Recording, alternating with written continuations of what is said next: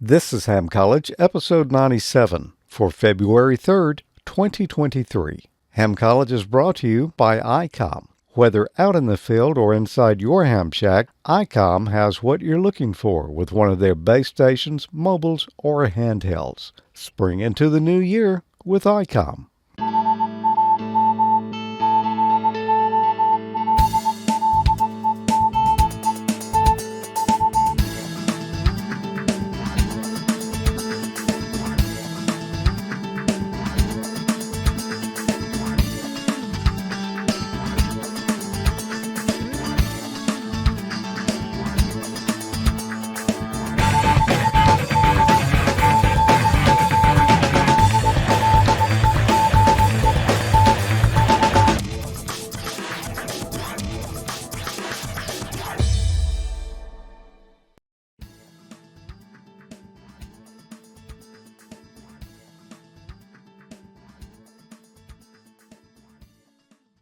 Welcome to another episode of Ham College. I'm Professor Thomas. And I'm Dean Martin. And we have, class for you tonight. Not like that. Yeah, I was trying to think like where a to go. Study thing, Yeah. you know. I think they know we don't have class. We got some class. Yeah. What did we talk about last time? Last time, power supplies and voltage regulators, solar array charge controllers, off the top of my head. Yeah. How's that? That's good. This month we're going to talk about modulation, demodulation, reactance, phase, and balance modulators, detectors, and mixer stages. Wow. Ooh. Will you look at that? I've got to run. Yeah. And, that's a lot of things to cover in only, I think we got 11 questions tonight. Yeah. Yes. Those seem like some pretty heavy-duty topics, They're too. going to jump around pretty good. We had a Hamfest last weekend here. We did. First one I've been to here since the pandemic. Mm-hmm. I had my own mini pandemic last year. I made a purchase. I purchased another year of ARRL membership. What'd you get? I upped you on that. I purchased 2 years 2 years. and 2 connectors. I got two little adapters for a little piece of gear I got that I'm gonna be doing some segments on. I needed a couple antenna adapters for it. Okay, cool. Well, I didn't buy anything. I looked around. I don't know. I just didn't really. I didn't need anything. I didn't see anything that I wanted that bad. Let me tell you though, I did make this observation. The recession has hit the Hamfest. Seemed to me like everything. I'm talking about old gear now on the tables. Yeah, everything inflation hit it. was higher. Yeah. Yeah, it did. I noticed that too. People were wanting some pretty premium prices. That's a tongue twister there. Yeah. Some pretty premium prices for a lot of that gear. Which tells you two things. Either they think it's worth it or they really don't want to sell it. Could be some of both, I guess. I guess so. Well, you want to jump right on in here? And I think Let's go for it. last time I think I answered the first one. Okay.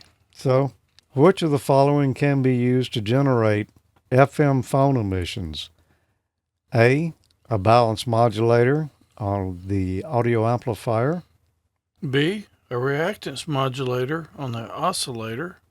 C, a reactance modulator on the final amplifier. Or D, a balance modulator on the oscillator. Which can be used to generate an FM phone emission.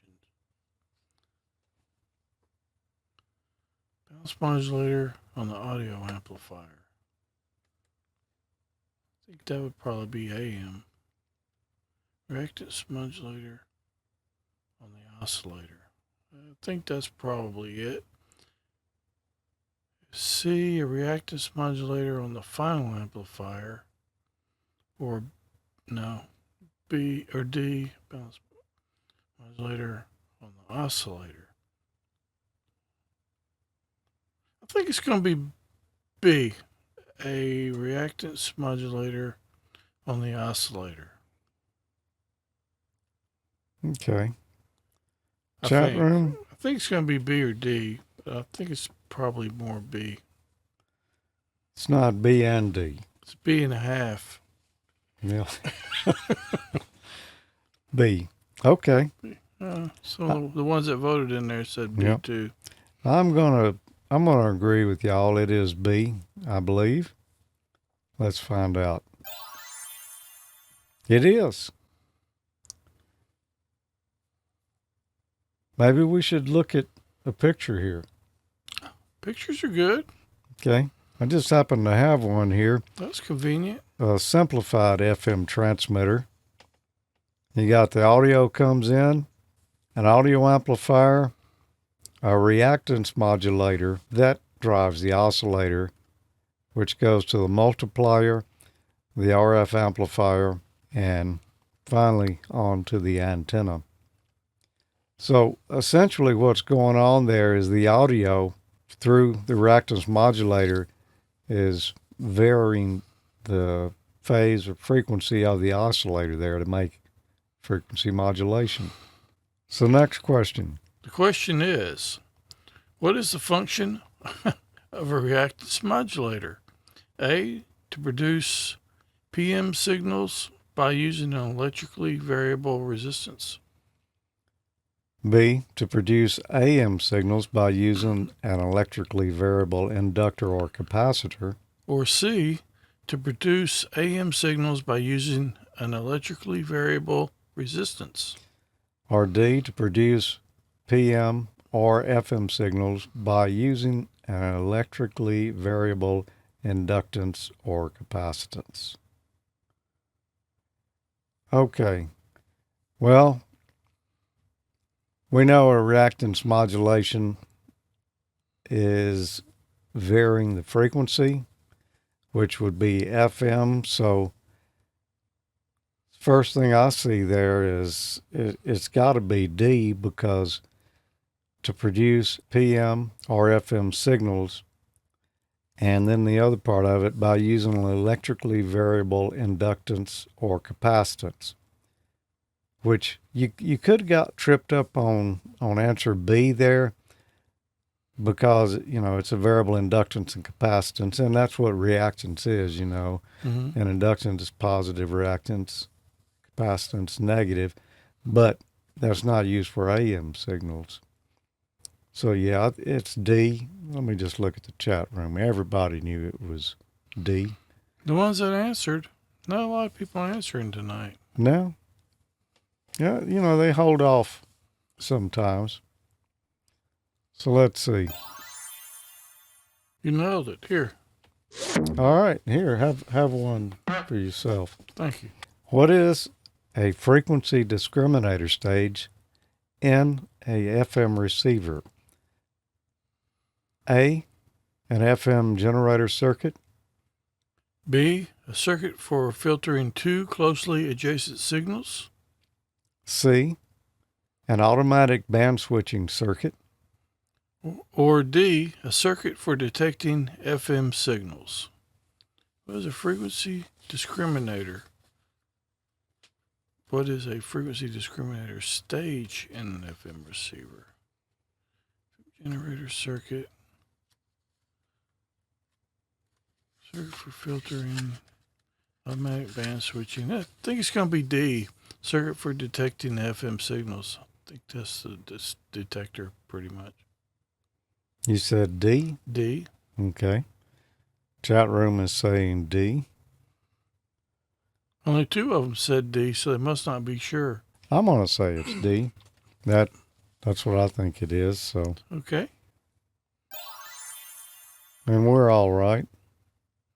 We are all right. That's almost as good as good. So, we're going to talk about an FM receiver now, and this is a simplified version of an FM receiver. The antenna is here, goes into an RF amplifier. That goes to a mixer. That goes to the IF amplifier, the FM demodulator, an audio amplifier, and then to the speaker. The demodulator can be called also a discriminator or a detector. And you see there's a loop right here.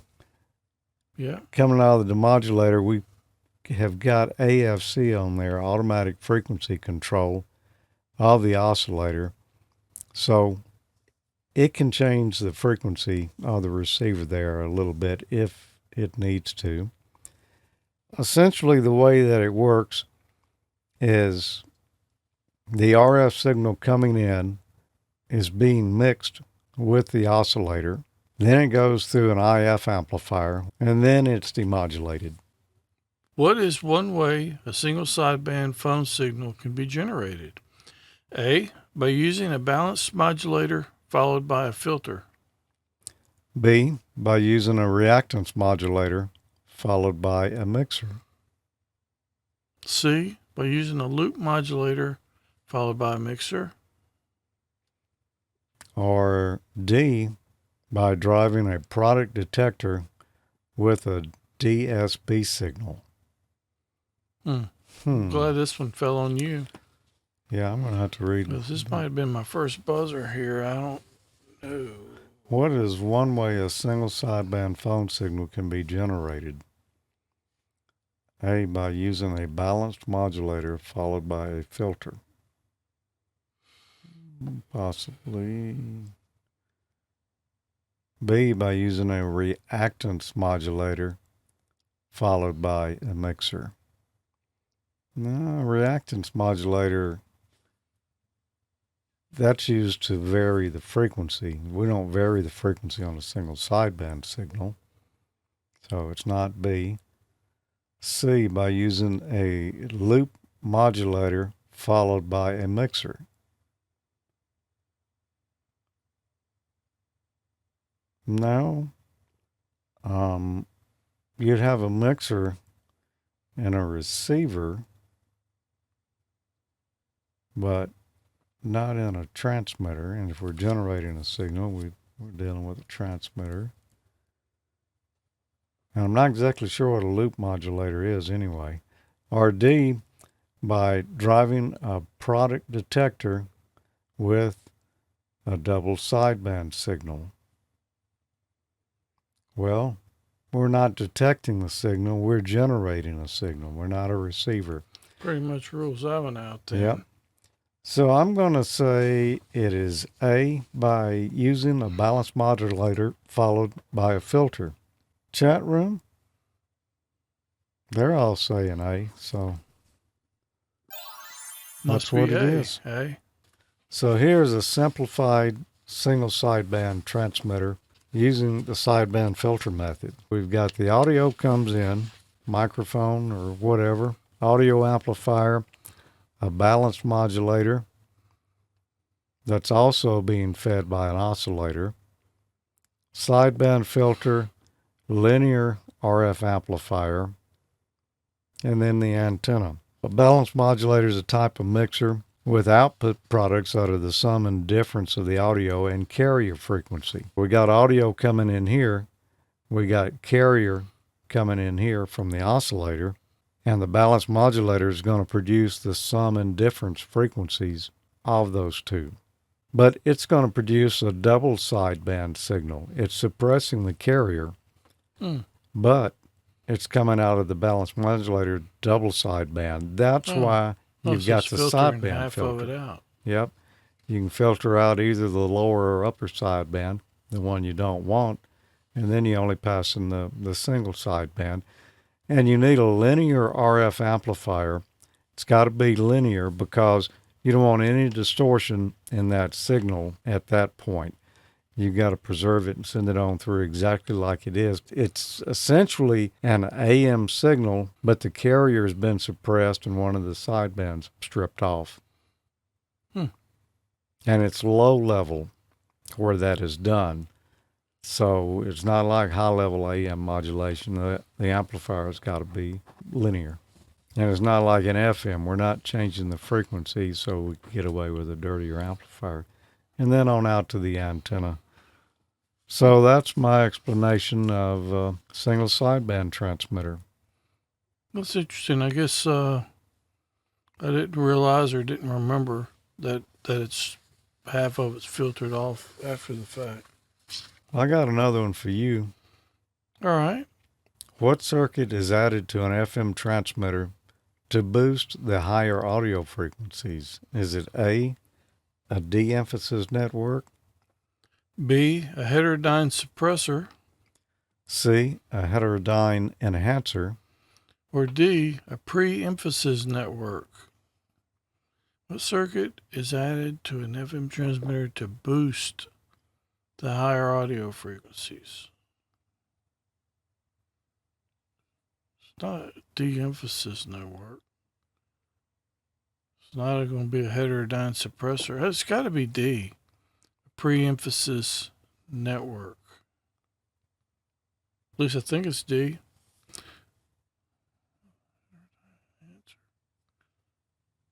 Transmitter to boost the higher audio frequencies.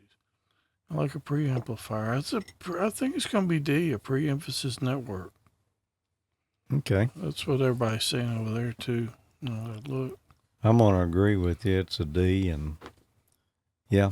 I thought these were going to be, of course, I hadn't seen the answer yet for sure, but I thought these were going to be a little bit more difficult when I read the topic or saw the topics of them tonight. Well, we're only about halfway through, so.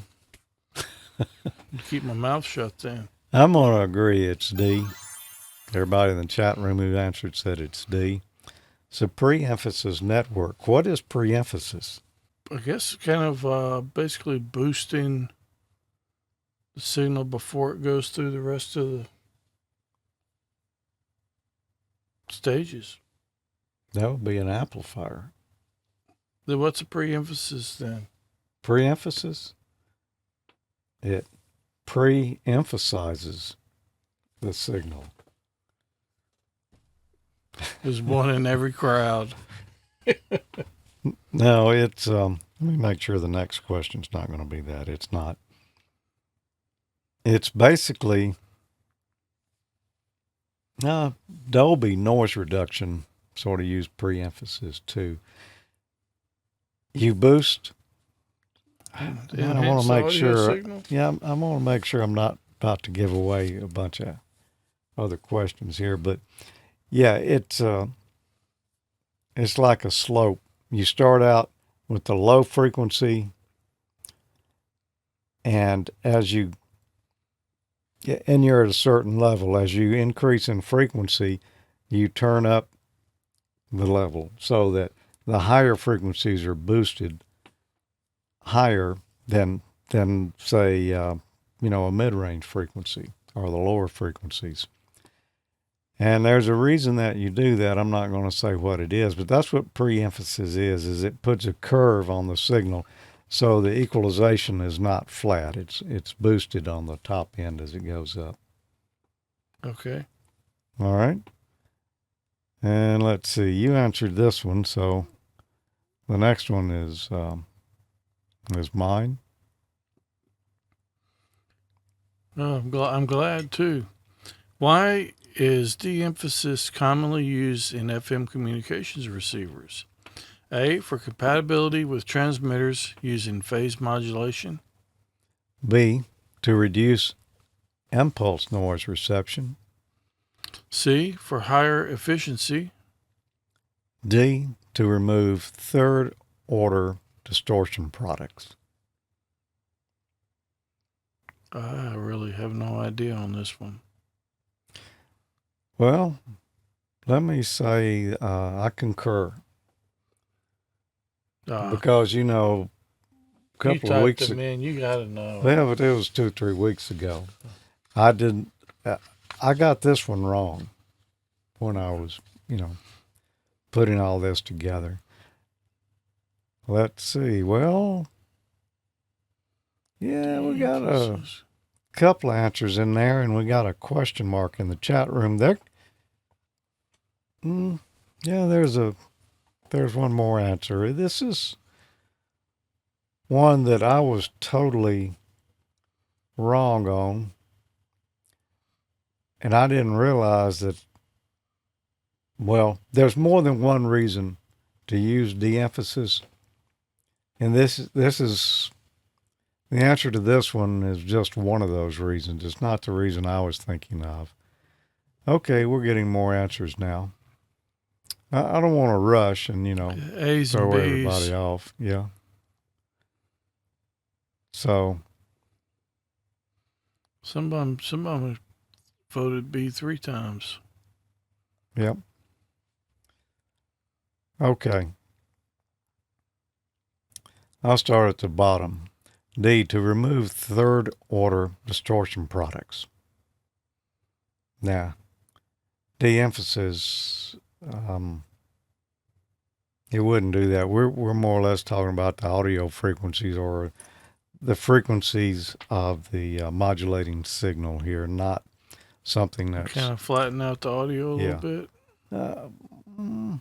That's not one of your answers. No, it's not. So third order distortion products, that means 3 times the carrier frequency. Well, that's not what it's doing. C, for higher efficiency, if you de-emphasize what's coming in the receiver, you don't increase any efficiency. B, to reduce impulse noise reception. Well, if you de-emphasize the signal, it actually would reduce some noise, but not impulse noise. Impulse noise is like the clicking sound you got from a spark plug or, or a AC frying, and it's really not going to help with that. So the answer is A, for compatibility with transmitters using phase modulation. I would not have guessed that. Well, I didn't, so you're in good company. Or you're in company, I'll just put it that way. I'm surprised that we did have, well, a few of them got it right. Yeah, a few of them got it right. And I got it wrong because I grew up studying broadcasting and FM broadcasting, and pre-emphasis and de-emphasis. We use those so that you boost the heck out of the top end of an FM signal. Because if you just turn on an FM receiver, what do you hear with no signal? Silence? No. If you turn the squelch down on your 2-meter rig, what do you hear? Oh, noise. Noise. All right. And a lot of high frequency noise will be in there as the signal gets weaker. So if you increase, say, the top end of the modulating signal, the audio, and it's going to be too loud. In other words, if you just receive that flat without changing anything, it's going to sound way too bright, or too trebly. So you cut down that signal by the same amount that you pre-emphasized it. You de-emphasize it. In other words, take a graphic equalizer. When you transmit, turn all the high frequencies up. Leave the low frequencies low. All right. When in the receiver, you de-emphasize it. By however much you boosted those high frequencies, you cut them in the receiver, and you end up flat. In other words, the equalization is the same across your modulating signal. But when you do that, you're turning down the high frequencies. You're also turning down the hiss that would be in there. Oh, I see. So pre-emphasis and de-emphasis, that's what I learned about it. So it never occurred to me that that it would be a thing with phase modulation. You didn't mess around. You could accidentally learn something around here. Well, you could. If you're not careful. If you got this book, you could learn a lot. You could learn a lot. Now, let me just say,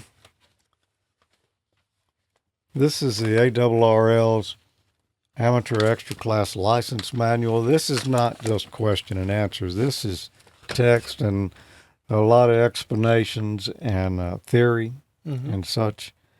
It's very good. I mean, if you just want to learn the question and the answer, go with Gordo's book, or And there's the some explanation in there. Gordon's book's good, but they that's a are. lot more detail. Yeah, well, I mean, it's a lot bigger, Uh, so obviously there's a lot more room for more information in there. But some people don't. Information can be a dangerous thing. But be. essentially, let me see. Phase modulation is just the nature of phase modulation itself. When you phase modulate a transmitter, it automatically pre-emphasizes the signal. In other words, the higher the modulating frequency, the higher the signal will be. Is just a I don't know if you call it a side effect or not, but it's just a product of doing phase modulation. So you've got to turn that back down if you want to, hear it flat without the higher frequencies being boosted. So that's how they came up with that answer there for compatibility with transmitters using phase modulation. Tom, WA2IVD, said, and this is true, vinyl records work the same way.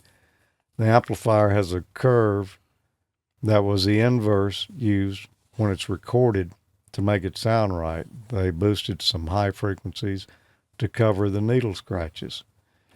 Yeah, there's a thing called the RIAA curve.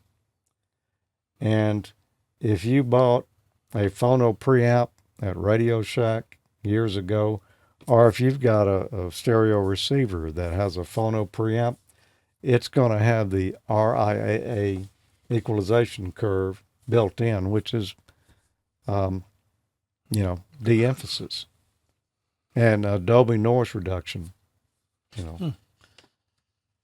Used that. That was one of its tricks as well, to take the hiss out of tape. Interesting. Yep. So that's cool stuff. it is. It is. It's in the digital world we don't have to do some of those tricks, but in the analog world, and it sounded good. Yeah, that's a pretty creative solution. It is. Yep. There's as long as everybody's on board with the same solution, which they were. There is another type of thing that is similar. We'll talk about that when we come back. Okay. It's something that you really wouldn't normally know about that I learned about when I was working in television. So first, let's just take a quick break, get a message from Icom, and we'll be right back. Don't go away. Got cabin fever? Look no further and spring into the new year with Icom. Whether out in the field or inside your ham shack, we have what you're looking for. One of our base stations, mobiles, or handhelds. For the love of ham radio. Icom's newest FM transceiver is the ICV3500, and it's ready to hit the road whenever you are. With a compact body and simple interface, this radio is a must for those looking for a long-range mobile with a fresh look. Go further with 65 watts output and get louder with 4.5 watts of audio with the ICV3500. The rugged Icom IC-T10 portable meets or exceeds standard military testing. With an IP67 waterproof rating, the IC-T10 can withstand any field activities ahead, hear any transmission, and listen to FM broadcast with a loud 1500 milliwatt speaker. The IC-T10 is an excellent choice for any bug-out bag. The IC7300 is a high-performance, innovative HF transceiver with a compact design that will far exceed your expectations. This innovative HF transceiver digitizes RF before various stages, reducing inherent noise in different IF stages. With RF direct sampling, the IC7300 changes the way entry-level HF is designed. The IC705 is a perfect sidekick and QRP companion. Base station features and functionalities at the tips of your fingers in a portable package covering HF, 6 meters, 2 meters, and 70 centimeters.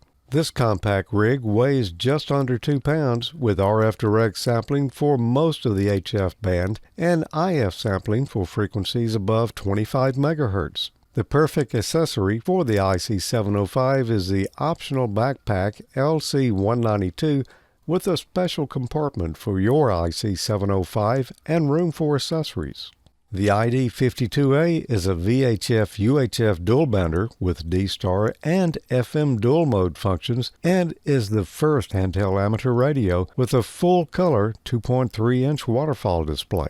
This radio supports conventional FM communications and D-Star simplex, repeater, regional, and worldwide calls over the D-Star Internet Gateway. Send photos over D-Star with a connected Android device. The ID52A is a perfect companion to the IC705.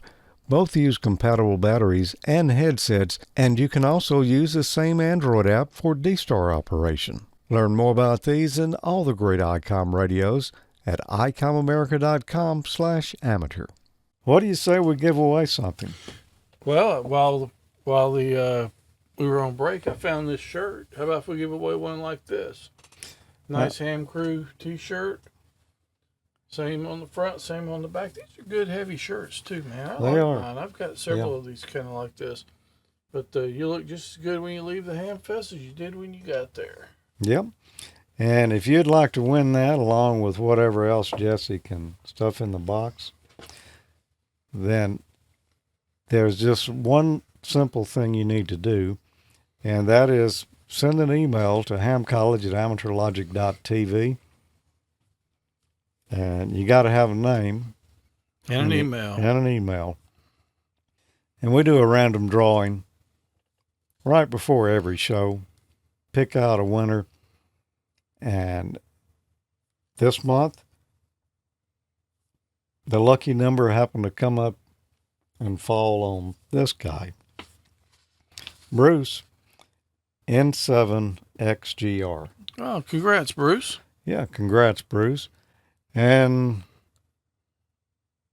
I don't have Bruce's email in front of me now. I thought I'd had it here on the screen, but Bruce basically said hi, and that was about it. It's a man of few words, but that's really all you need. Well, there was a proverb in there. Oh, yeah? An Irish proverb, and I think it was, I probably don't have it exactly right, but the Irish proverb was, do not play leapfrog with a unicorn. Wise words. Yep. Very wise words. Well, so the queue's all cleared out, and that people could start sending in emails for next month's giveaway, right? Yep, because we don't save them, we don't harvest them or anything. We just pick a winner and purge some mailbox and start over. That's how we roll. Yep. Anyway, congrats, Bruce. Yeah. I'll set this over here out of the way for the moment. And when we were last here, I was about to mention something that was sort of akin to pre-emphasis and de-emphasis. Mm-hmm. There was something that is used. It's used in, some old high-level modulated AM transmitters and in analog television transmitters. It's called pre-correction. In other words, they know at the output of that transmitter, there's going to be certain distortions and anomalies that are in it, just as, byproducts of making the signal and amplifying it. So what they'll do is way up in a lower stage of the transmitter, they will actually distort, or is that the right word? They will throw it off the signal. They'll purposely Counter distort it. counter Correct it. distort it. Yes, pre-correction. So they put a correction in for that. So by the time it comes out the output, it comes out correct. You're talking about visual distortions? Um, yeah, I mean it would do things like be fuzzing a picture, or maybe shift the color, or something of that nature. Cool. But it was built into the transmitter. Um, so that's all I can say about that. Well, that's an interesting little tidbit. Is that the same as gamma correction? That's a good question. Yeah, possibly so. What is Okay. meant by the term baseband in radio communications? Is it A, the lowest frequency band that the transmitter or receiver covers? B, the frequency range occupied by a message signal prior to modulation.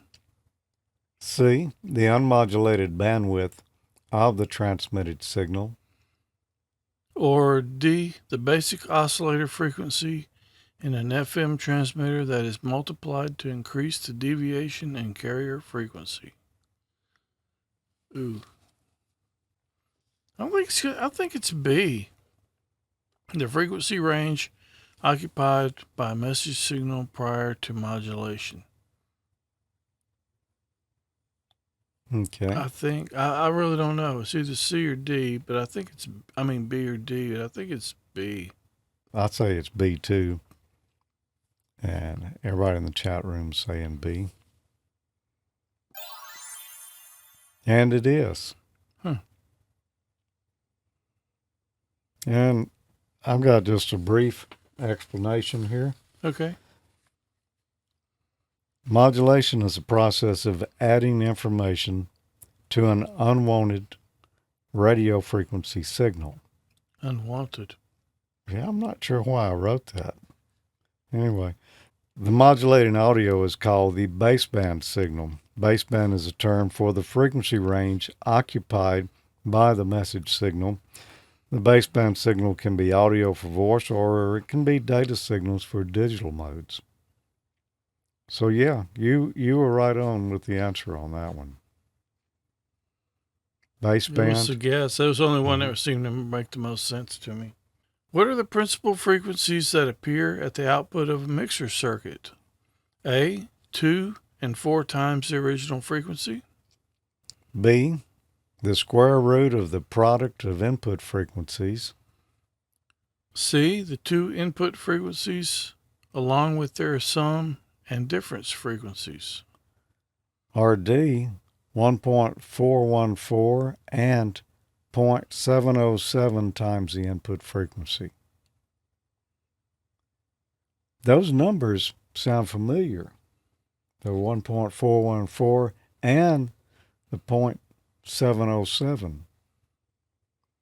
But it's a trick answer. That's not what it is. Let's see. 2 and 4 times the original frequencies. No. Output B, the square mixer root circuit. of the product of input frequencies. No, it's not square root. C, the two input frequencies along with their sum and difference frequencies. We talked about a mixer circuit earlier. Uh-huh. And, we said we had the sum and differences coming out of it. Yeah, that's got to be it. Yep. So I'm going to say it's C. Chat room. Yeah, they're all saying it's C. And it is. What is 1.414 and 0.707? Those are familiar. I can't remember. Yeah, those are used in a lot of electronic formulas. Like right off the bat, you're going to type it in and see what comes up. No, I was just keeping Oh, my you're computer going. from going to sleep. Okay. If I don't move the mouse every once in a while, I'll go to sleep. Yeah, I don't remember. I'll look it up later. Yeah, you'll go, like that when you do. So will you? Because you don't Yeah. remember either. Yep. I want to say it's converting between peak and RMS, but no, I don't think that's right.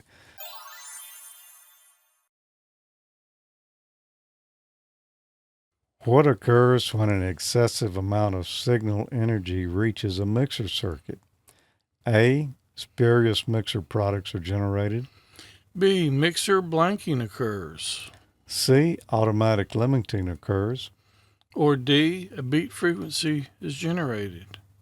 What occurs when an excessive amount of signal energy reaches a mixer circuit?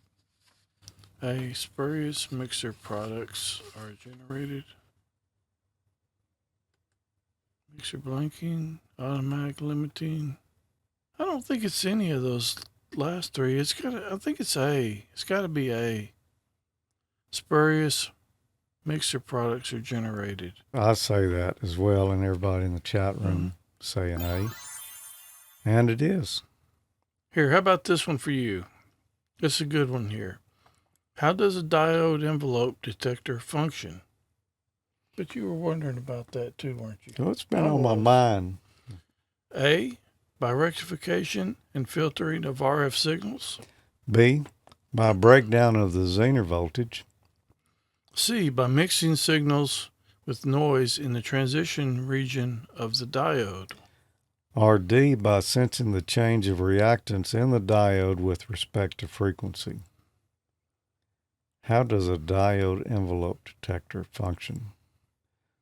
Well, I'll start at the bottom there. D. By sensing the change of reactance in the diode with respect to frequency. Now, there is a diode that will change values with frequency, but it's not used for diode envelope detector. C. By mixing signals with noise in the transition region of the diode. I mean, how's that going to detect the signal or extract the signal from the carrier? B. By breakdown of the Zener voltage. What if it's not a Zener diode? A. By rectification and filtering of RF signals. And I'm going to say that's it. How does a diode envelope detector function? A. By rectification and filtering of RF signals. And that's what the chat room's saying. And it is. Which type of detector circuit is used for demodulating single sideband signals? A. Discriminator. B. Phase detector. C. Product detector. Or D. Phase comparator. B. Phase detector or product detector. I think it's C. Product detector. Because I don't think it's the other three. It's a good logical assumption then, if you know it's not the other three. That's the chat room. I think A. What are they saying? They're saying C. Product detector. I agree with you. That's what you would use. Because I wasn't sure, but I didn't think it was the other three. Yep. And you're correct. It's not the other three. That was my answer. Yeah. Not A, B, or D. Okay. All right. And guess what? That's the end? That's the end. So No way. No buzzers no buzzer tonight. That's amazing. Yeah. I don't think we've had a show that we hadn't had a buzzer on in quite some time. At least one. Yeah. They have been more frequent lately. We've had some tough topics. Yeah. These are tough topics too, but the multiple choice answers made it a little bit easier to rule out the incorrect ones. Yeah. Yep. So that's always a good tip for passing. If you don't know what it is, rule out what it's not, if you can. Yeah, that That's what works. worked here. Yeah. And that's quite often what I'll do. So, with that, next month we're going to talk about DSP filtering and other operations, software defined radio fundamentals, DSP modulation and demodulation. So, if you would like to see a couple of guys really scramble and try to come up with the answers, Again, it sounds like next episode will be a good one for you. Dean, anything you want to relate to the class before we get out of here this month? not too much allow. It's an interesting show. Like I said earlier, if you're not careful, you might mess around and learn something on here. So You could. almost every one of these shows, even though I've had my extra for years, I still learn a little bit of something every time. I do because I do. Too. It's Yeah. kind of hard to argue with logic Yeah. like that. I just don't remember some of these questions when I took it, but then again, there's a lot of stuff I don't remember from back then. Yeah. It's not like it's stuff you use often either. No. So, but it's good stuff to know. Yep. It's a lot of fun. It is, and you can kind of test your knowledge, see, Or lack of. or lack of. Either way, they go hand in hand. Yeah. But other than that, it was a fun show. Yeah. So we'll be back here near the end of the month. It may actually be March the 3rd. Okay. Because I'm looking at the calendar here and it looks like the next Amateur Logic February 17th. Yeah, I think so. I think we might have to talk about that one. I may have to be gone that day. I'm going to look at my calendar before I leave here. We can talk about that. Okay. Thanks for being here with us tonight, everyone. Do some studying. Take your extra class exam. By the way, I want to say congrats to a friend of ours, K9JNT. Stan Carter upgraded to extra this past weekend. Oh, did he? At the Hamfest. Congrats, Stan. Yep. Awesome. So, yeah, congrats, Stan. You'll enjoy the extra privileges. I saw him at the Hamfest. And, yes, I saw him. we caught up for a while. I saw him. I talked just for a few minutes, but yeah, he's been on the show before. Oh, yeah. Yeah. 7-3, everybody. 7-3. We'll see you on Amateur Logic.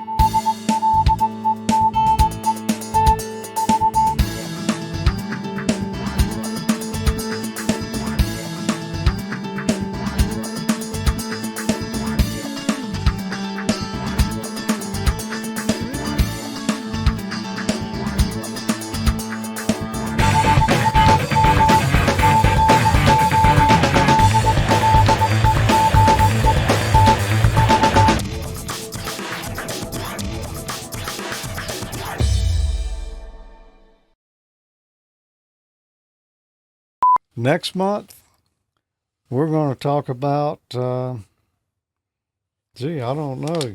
You want to know? Yeah. Why did everything go black all of a sudden?